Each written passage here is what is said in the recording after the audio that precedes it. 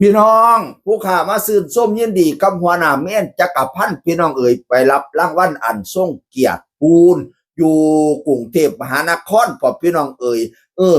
ขอบคุณ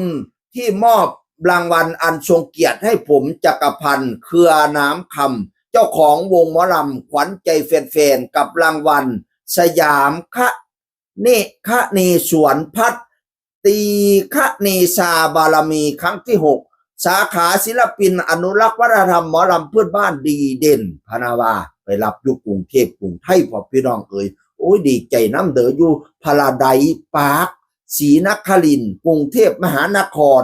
รางวัลสยามคะเนศวรพัตตีคะเนศาบารมีพนาวาดานะอุ้ยสุดยอดพี่น้องเอ๋ยอุ้ยบ่เหมาะศิลปินหมอลำมาเป็นแล้วเข้าไปผู้เดียวนี่ตีชื่นส้มเด้อดีใจน้ำเด้อหัวหน้าแม่นจักรพันธ์พี่น้องอันเข้าสู่ฤดูกาลที่6แล้วเนาะไก่หุงเฮี้ยงเลี้ยงเหลี่ยมเด้อน้ำผ้าลูกน้องไปหาปังให้ดังๆกว่าเก่าปีที่แล้วนี่ได้ลูกไส้มาใหม่เวฟน้องเวฟต้าวเวฟหมอลำขวัญใจแฟนๆพี่น้องให้ป้าเป็นพ่อลูกปลูกพันธุ์ให้ผ้าหมอลำขวัญใจแฟนๆหุงเฮี้ยงเลี้ยงเหลี่ยมเด้อใส่สุดอย่างอุย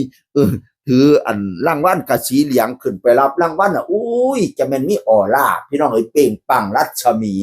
หมอลำขวัญใจแฟนๆก็ให้มีออร่าเปล่งปังรัศมีเด้องานให้ไหลมากเท่มากคือนำเกงไปแสดงทั้งในFCให้แตกจนล้นอังสนามหัวดำคุ้มคิมโลดเด้อย่ามเจ้าขึ้นห้านให้โดดเด่นทั้งเวทีให้มีแต่คนหักคนส้มนิยมส้มเจ้าเงินค้ำให้ไหลเข่าล้นกระเป๋าเด่นอังให้ได้นั่งนับแบ่งเล่งเศร้าจนเมียมืองานไก่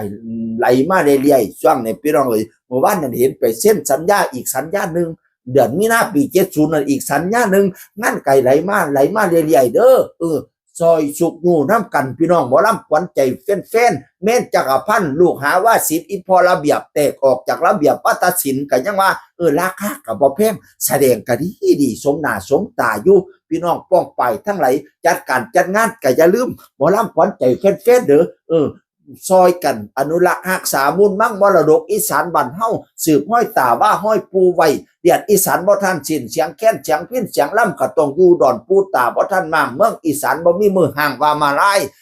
ให้ศิลปินอีสานบ้านเฮาฮงเฮียงเหลียงเหลี่ยมพี่น้องฮีดบ่ให้หมองคล้องบ่ให้เสาสิมาบ่ให้เก่าฮีดแต่กกห้องแต่เก่าฮีดผู้เฒ่าเฮานั้นรักษาหมอลำซอยกันให้ยืนยาวไปฮอดเส้นลูกเส้นหลานอย่าให้ทิ่มไตมาไล่ศูนย์ตอนนี้หมอลำกำลังฮงเฮี้ยงเลี้ยงเหลี่ยมหมอลำกำลังดังช่วงเนี่ยพี่น้องจังไดก็